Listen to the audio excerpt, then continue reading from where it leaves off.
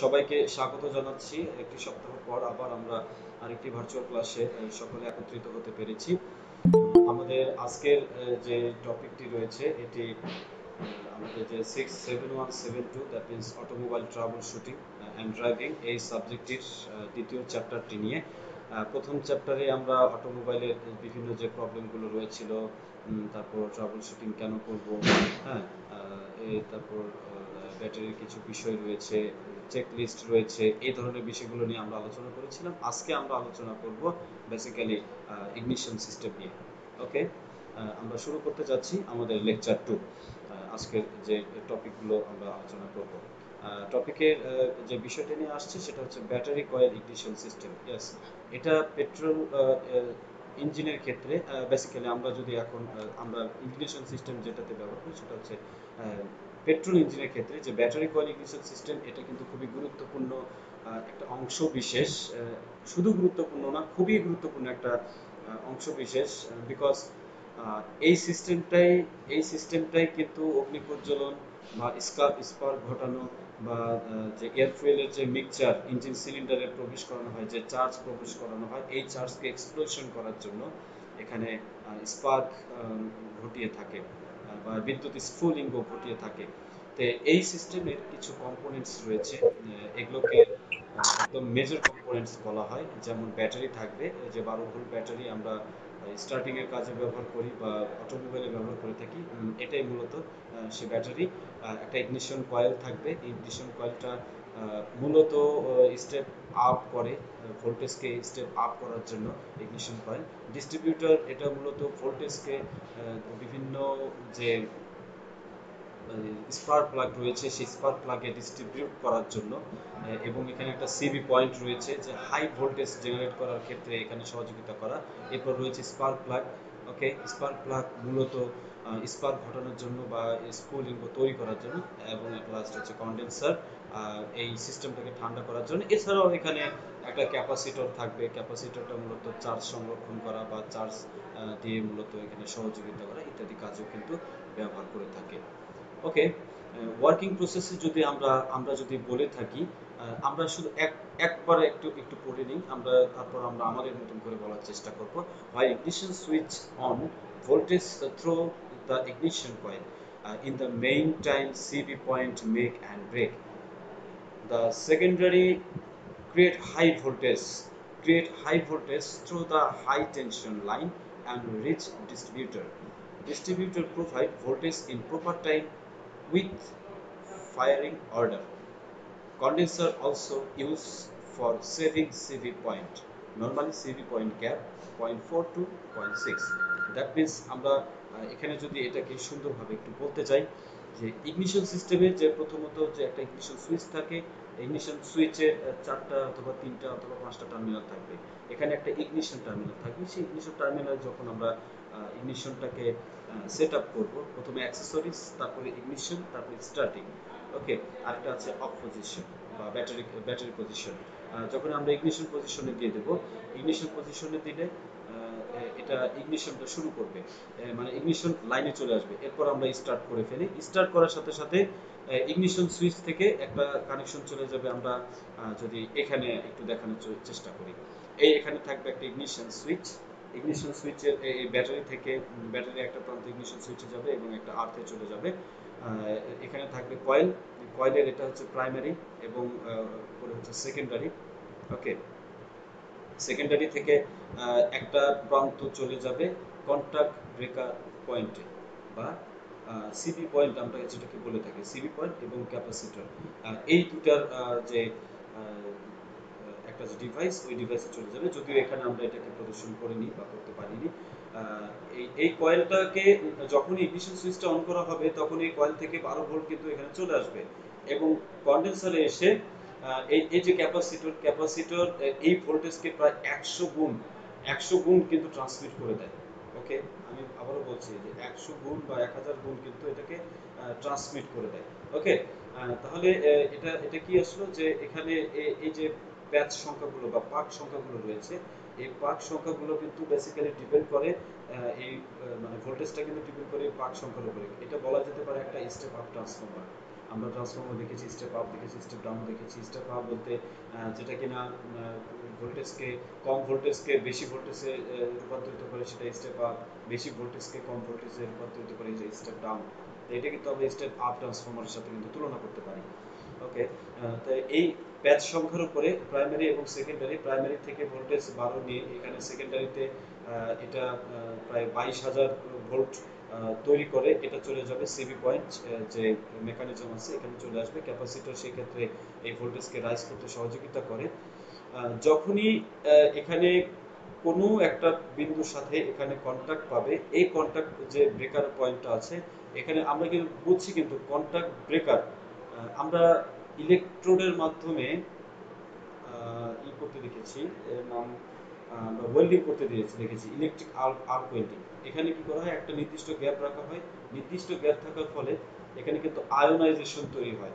এই আয়ন যে গ্যাসটা আসে, এই গ্যাসের ফলে এখানে একটা এক্সপ্লোশন করার সৃষ্টি করে, অর্থাৎ ওখানে ওই গ্যাপটার জন্য কিন্তু প্রচুর পরিমাণে ওখানে ভোল্ট সৃষ্টি হয়।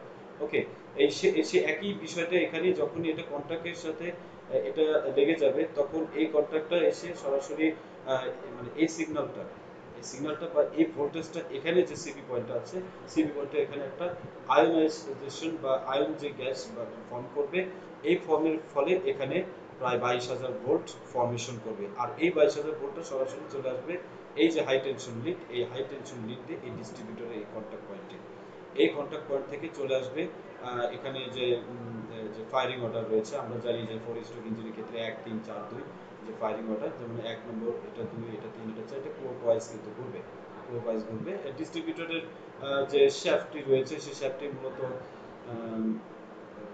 যে আমাদের ক্যাম্প শ্যাফট রয়েছে, ক্যাম্প শ্যাফটে ক্যাম এর সাথে লাগানো থাকে।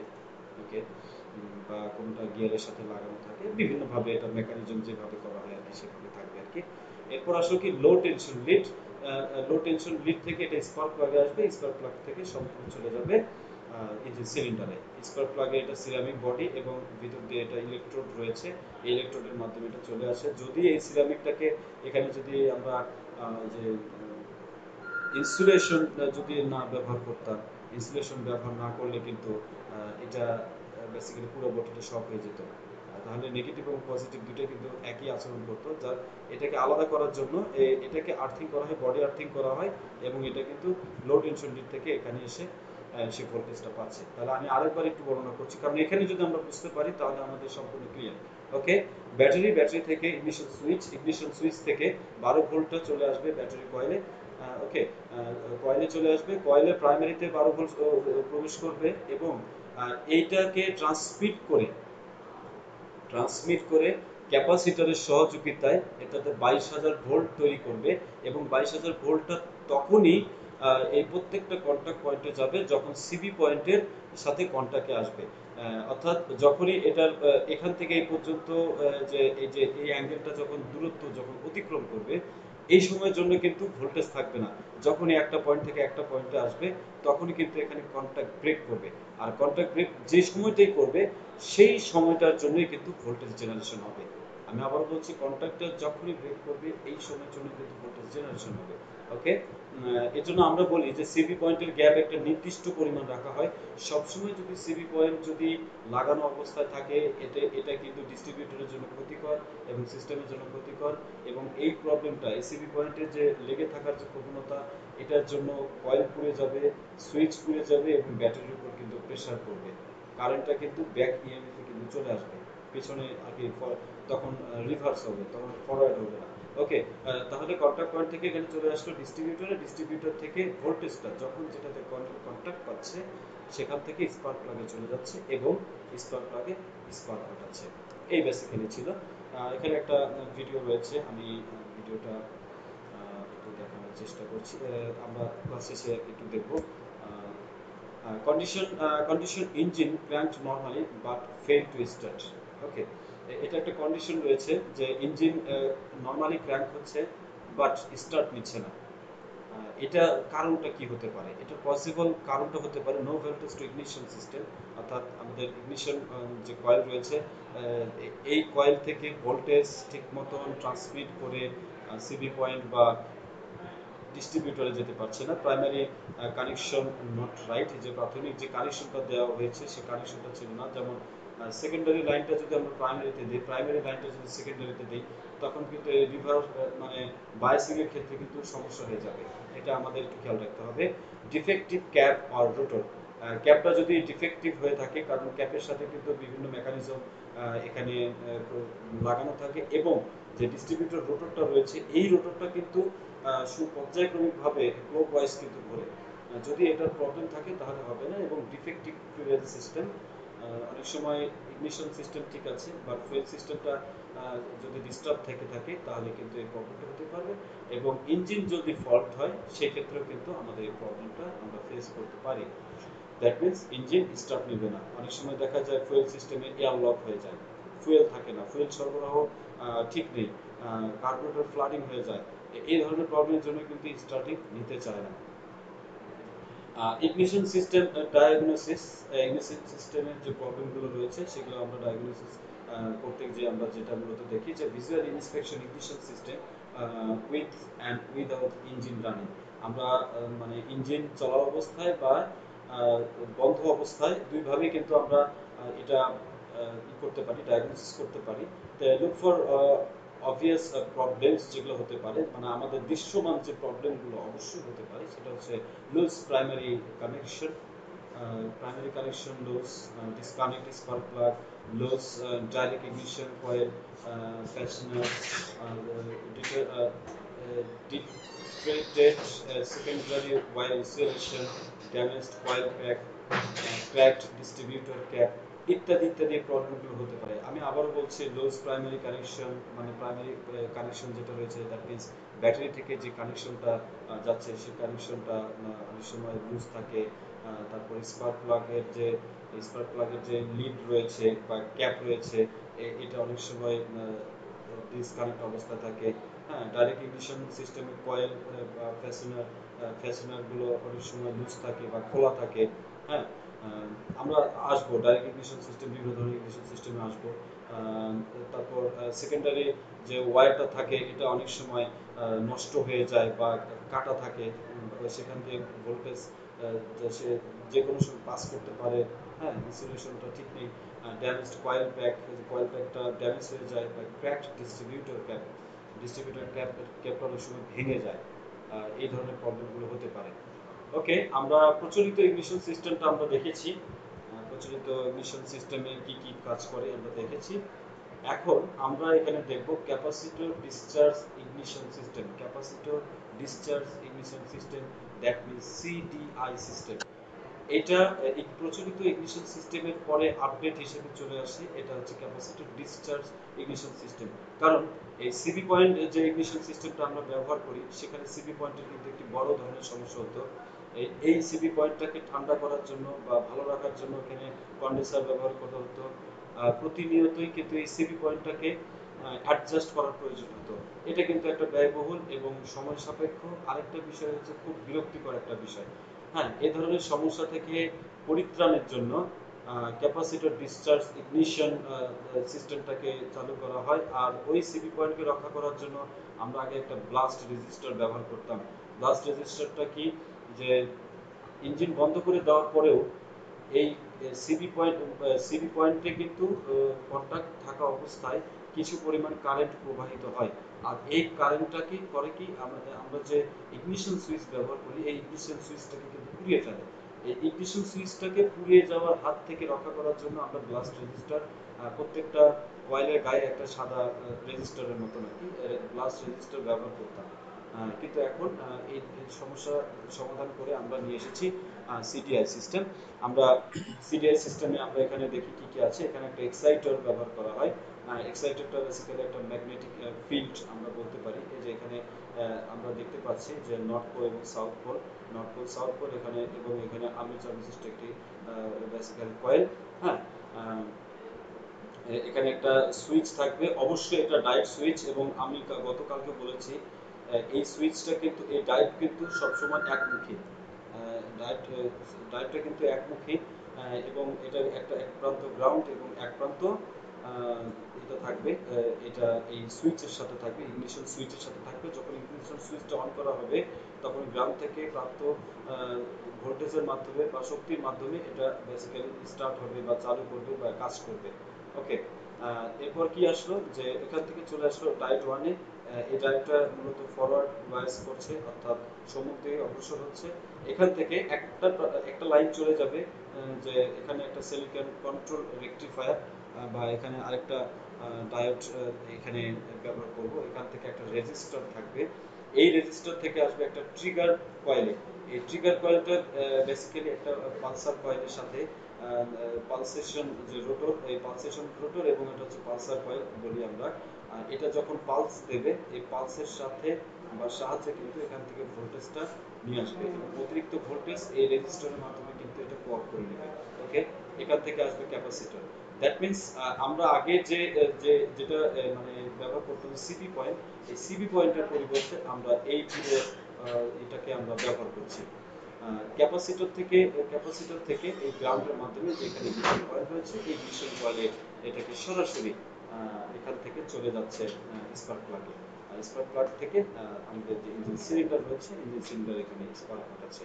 তাহলে আমরা যেটা মানে সংক্ষেপে বলতে পারি যে পূর্বে যে আমরা সিবি পয়েন্ট ব্যবহার করতাম, যেখানে এটা পুড়ে যাওয়ার একটা সম্ভাবনা ছিল, এটাকে এই সমস্যাকে সমাধান করার লক্ষ্যে এইখানে এই ডিভাইসটাকে সম্পূর্ণ চেঞ্জ করে আমরা এখানে এই পালসার কয়েল, পালসার রোটরের মাধ্যমে এবং এক্সাইটারের মাধ্যমে আমরা এই যে সিবি পয়েন্টের যে সময়টা, অর্থাৎ রোটর যে ইগনিশন টাইমিং, যেটা ইগনিশন টাইমিংটাকে আমরা এখানে মেক আপ করছি এবং ইগনিশন কয়েল স্যার মাধ্যমে শুনতে আমরা পাচ্ছি এখানে না স্যার।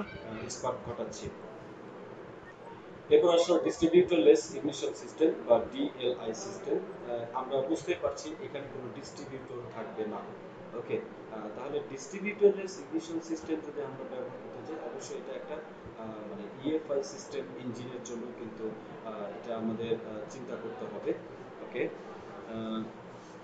এখানে অবশ্যই থাকবে যে ক্যামশ্যাফটের জন্য একটা ক্যামশ্যাফট পজিশন সেন্সর এবং ক্র্যাঙ্কশ্যাফটের জন্য থাকবে একটা ক্র্যাঙ্কশ্যাফট পজিশন সেন্সর। ওকে, এই সেন্সরটা বেসিক্যালি সেন্সিং করবে কোথায়? এই যে আমরা এখানে যে ইসিএম বা আইসিএম ইগনিশন কন্ট্রোল মডিউল বলি বা ইঞ্জিন কন্ট্রোল মডিউল বলি বা ইসিইউ বলি, ইঞ্জিন কন্ট্রোল ইউনিট, যেটাই বলি না কেন, এটা থেকে একটা সম্পূর্ণ একটা ডিভাইস এখানে এসে আলাদাভাবে, অর্থাৎ এই ইগনিশনটাকে কন্ট্রোল করার জন্যই একটা ইগনিশন কন্ট্রোল মডিউল থাকবে। ওকে, এখানে ক্যামশ্যাফট পজিশন সেন্সর, এই যে আমি বলেছিলাম ক্যামশ্যাফট পজিশন সেন্সর, এটা হচ্ছে ট্রিগার হুইল। এই ট্রিগার হুইলটা মূলত নির্দিষ্ট কিছু দাঁত বিশিষ্ট একটা হুইল এবং ঠিক একই ক্যামশ্যাফটের জন্য ক্যামশ্যাফটের একটা ট্রিগারিং হুইল থাকবে। এখানে আমরা একটা জিনিস খেয়াল করব যে এই যে এখানে কিন্তু পর্যায়ক্রমিকভাবে সম্পূর্ণ দাঁত রয়েছে, কিন্তু এখানে এসে একটা একটা খুব মানে একটু বেশি পরিমাণ গ্যাপ রয়েছে।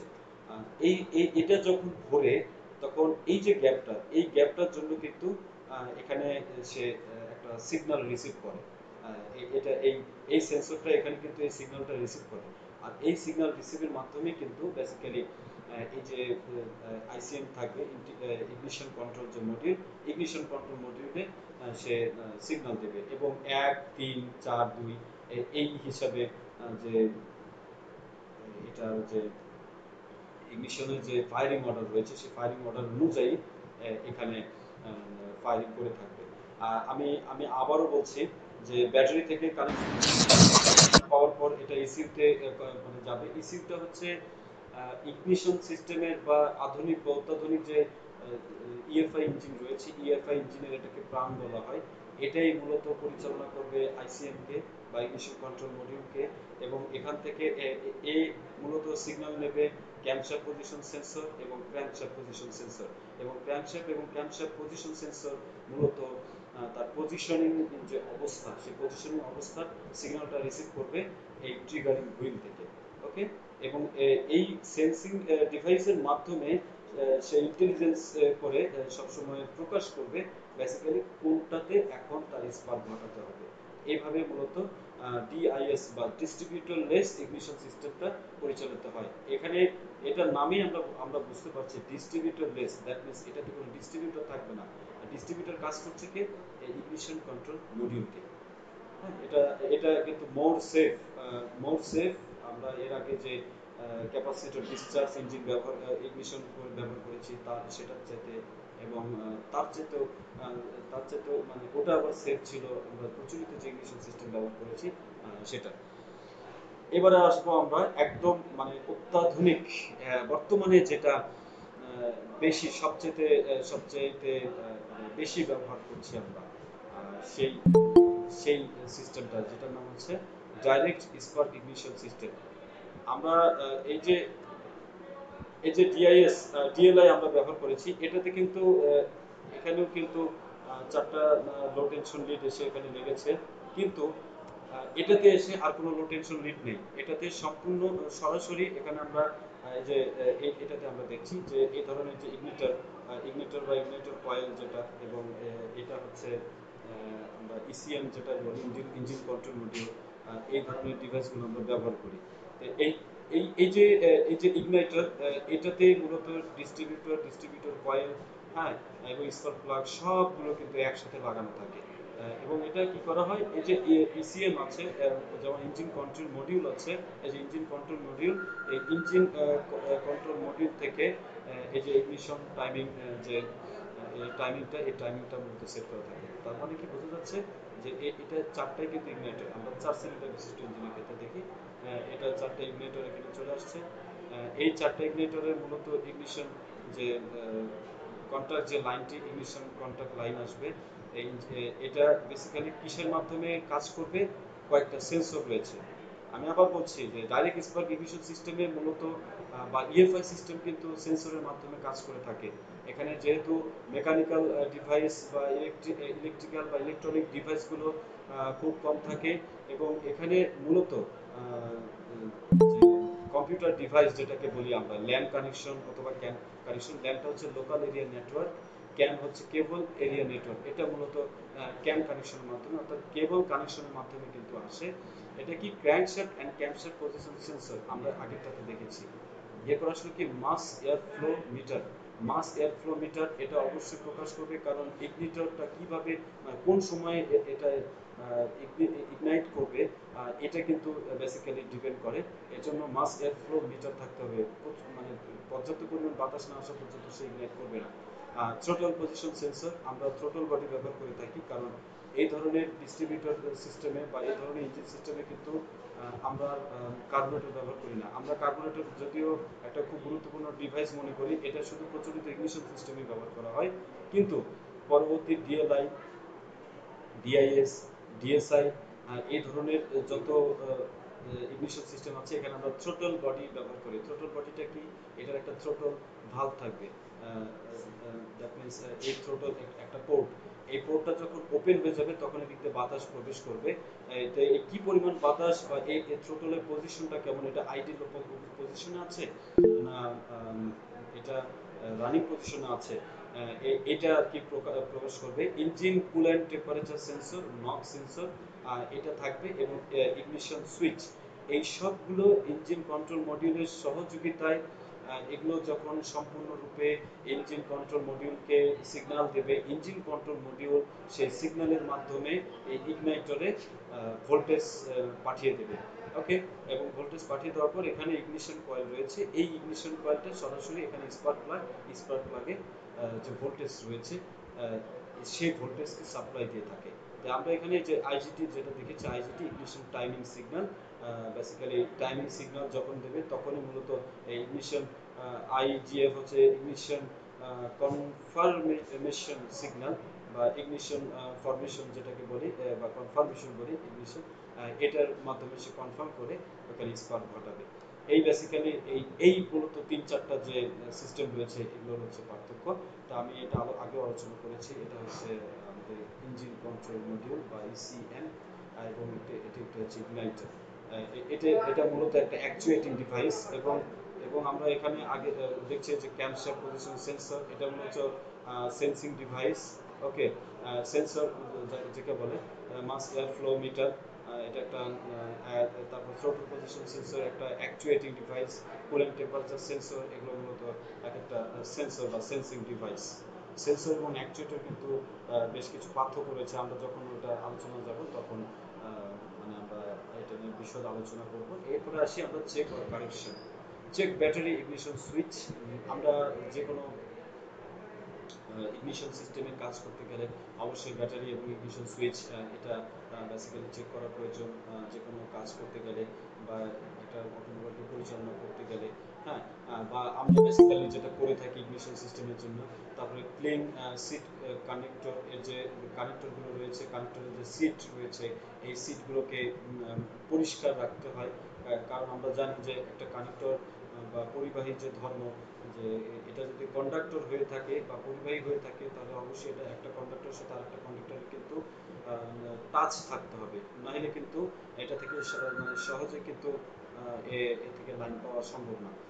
এর জন্য এটা কি করতে হয়, মানে কানেক্টরটাকে ক্লিন রাখতে হয়। তারপর কয়েল টেস্ট, রিপ্লেস, এরপর সরি রিপ্লেস দুবার হয়ে গেছে, এবং check engine. Okay, that means আমরা কারেকশনের ক্ষেত্রে যেটা করব, কয়েল টেস্ট করব। যদি কয়েল যদি রিপ্লেস করার প্রয়োজন হয় আমরা রিপ্লেস করব। ইগনাইটর যেটা রয়েছে এটা যদি চেঞ্জ করার প্রয়োজন আমরা চেঞ্জ করব। ইঞ্জিনটাকে পুনরায় আমরা চেক করব। তাহলে আমাদের যে কারেকশন রয়েছে বা প্রবলেম রয়েছে, এই প্রবলেমগুলো আমাদের সমাধান হয়ে যাবে। ওকে, আরও হতে পারে সেট টাইমিং। একটা টাইমিং সেটের বিষয় রয়েছে, ভালভ টাইমিং সেটিং যেটাকে বলি। এই ভালভ টাইমিং সেটিং এটা কিন্তু কনভেনশনাল, কারণ যে প্রচলিত যে বা কনভেনশনাল যে ইগনিশন সিস্টেম রয়েছে সেখানে বেসিক্যালি কি করা হয়, যে ইগনিশন টাইমটাকে বারবার সেট করে দিতে হয়, কোনোটা অ্যাডভান্স হয়, কোনোটা ডিলে হয়, কোনোটা প্রপার হয়। কিন্তু বর্তমানে যে আধুনিক যে সিস্টেম রয়েছে, ডিআইএস রয়েছে, এটাতে এসে কিন্তু টাইমিংটাকে সেট করে দিতে হয় না, কারণ এটা ইন্টেলিজেন্স, অর্থাৎ প্রোগ্রামটাকে একবার রান করে দেওয়া হয়, মানে দ্যাট মিনস অ্যারিথমেটিক্যালি লজিক ইউনিট বা এএলইউর মাধ্যমে এটাকে একবার সেট আপ করে দিলে এটা আর প্রয়োজন হয় না। অর্থাৎ যে নির্মাতা প্রতিষ্ঠান সে তার এই মাদারবোর্ডটাতে এবং প্রত্যেকটা আইসিতে এবং এই পুরো ইলেকট্রনিক কন্ট্রোল মডিউলে তারা ওইভাবে কিন্তু প্রোগ্রামটাকে সেট করে দিয়েছে। ওকে, ক্লিন আর রিপ্লেস, আমরা এই টাইমিং যদি এটা না করতে পারি, আমরা ঠিক করতে পারি, তাহলে এটাকে চেঞ্জ করা, ইনস্টল কারেক্ট প্লাগ, মানে অর্থাৎ প্রত্যেকটা স্পার্ক প্লাগের একটা নির্দিষ্ট সময় রয়েছে, এই সময়ের মধ্যে যদি আমরা এটাকে রিপ্লেস না করি, তাহলে কিন্তু ঠিক পরিমাণ বার্নিং যে চাহিদা বা আশা করা যায় সেটা কিন্তু করতে পারবো না। সো এটা ঠিক করতে হবে। সেট টাইমিং সেট, যে আবার যে বিষয়টা, কারেক্ট প্লাগ স্থাপনের পর আবার টাইমিংটাকে সেট করতে হবে। Careless in installing install new plug, যদি বেশি প্রবলেম হয় তাহলে আমরা তো প্লাগটাকে চেঞ্জ করে দিলাম, এই বিষয়টা আর কি পুনরায় বলা হয়েছে। কন্ডিশন, কি কন্ডিশনে আমরা বেসিক্যালি আমরা এই জিনিসগুলো খেয়াল করব, এবং এই কন্ডিশনগুলোকে আমরা কিভাবে নেব। যদি একটা কন্ডিশন হয় যে engine backfire but fail to start, engine backfire করছে কিন্তু স্টার্টে ফেল করছে, তাহলে ক্ষেত্রে আমরা বুঝবো যে ইগনিশন সিস্টেম আসলে ঠিক মতন ইগনাইট করতে পারছে না, বা স্পার্কটা ঠিক মতন পৌঁছতে পারছে না, স্পার্ক হচ্ছে না, বা প্রি স্পার্ক হয়ে যাচ্ছে, এরকম কিছু বিষয় থাকতে পারে। Engine run but Mrs, engine চলছে বাট মিস করছে, অর্থাৎ 4 সিলিন্ডার বা 6টা সিলিন্ডার বা 8টা সিলিন্ডার যদি একসাথে চলে থাকে, কোনো ইঞ্জিনে যদি ভোল্টেজ যদি সরবরাহ না থাকে, অর্থাৎ স্পার্ক প্লাগে যদি ফায়ারিং না হয়ে থাকে, তাহলে ওটা কিন্তু সবসময় মিস করবে ওই ইঞ্জিনটা, অর্থাৎ ইঞ্জিন কিন্তু চলবে কিন্তু ওই সিলিন্ডারে কিন্তু মূলত ফায়ারিং কিন্তু মিস করবে, ইঞ্জিন ওভারহিট হয়ে যায়। হ্যাঁ, এটা অবশ্যই হতে পারে, ইগনিশনের ক্ষেত্রে এটা হতে পারে, বা অতিরিক্ত জ্বালানি বার্ন হচ্ছে, সেক্ষেত্রে মানে ঠিক মতন প্রপার, অর্থাৎ ইমপ্রপার এক্সপ্লোশন হচ্ছে, এয়ার ফুয়েল মিক্সচারটা ঠিক নেই, রিচ মিক্সচারের জন্য এই ধরনের ইঞ্জিন ওভারহিট হয়ে থাকে। এছাড়া কুলিং সিস্টেম ঠিক মতন কাজ করছে না, লুব্রিকেটিং সিস্টেম সিচ হয়ে গেছে বা কাজ করছে না, এটা হতে পারে। স্পার্ক প্লাগ ডিফেক্টিভ, স্পার্ক প্লাগে যদি প্রবলেম হয়, অনেক সময় দেখা যায় যে আমরা ঠিকমতো মেইনটেনেন্স না করার জন্য অটোমোবাইলকে কিন্তু একটি নির্দিষ্ট সময় পর পর মেইনটেনেন্সের প্রয়োজন হয়। এই মেইনটেনেন্সের অভাবে কিন্তু আমাদের অটোমোবাইলের যে স্পার্ক প্লাগ রয়েছে বা এর যে ইফিসিয়েন্সি রয়েছে, ইফিসিয়েন্সিটা কিন্তু কমে আসতে থাকে। অনেক সময় দেখা যায় যে ইমপ্রপার বা যেন তেন জায়গা থেকে ফুয়েল ব্যবহার করার জন্য স্পার্ক প্লাগের মাথায় এরকম ময়লার কিন্তু একটা আবরণ পড়ে যায়। এই এই এই জন্য কিন্তু স্পার্ক ঠিক মতন ঘুরতে পারে না। তো এই জন্য স্পার্ক প্লাগ মাঝে মাঝে খুলে স্পার্ক প্লাগটা পরিষ্কার করা উচিত। ওকে, তো এই ছিল আর কি মোটামুটি আমার আজকের এই লেকচার 2-তে automobile troubleshooting and driving এই বিষয় নিয়ে তোমাদের সাথে আলোচনার আবার আলোচ্য বিষয়। আশা রাখি সকলের বোধগম্য হয়েছে। তো সবার জন্য শুভকামনা থাকলো এবং আমার সাথে কোঅপারেশন করার জন্য সকলকে ধন্যবাদ। আজকের লেকচার এখানেই আর কি শেষ করছি।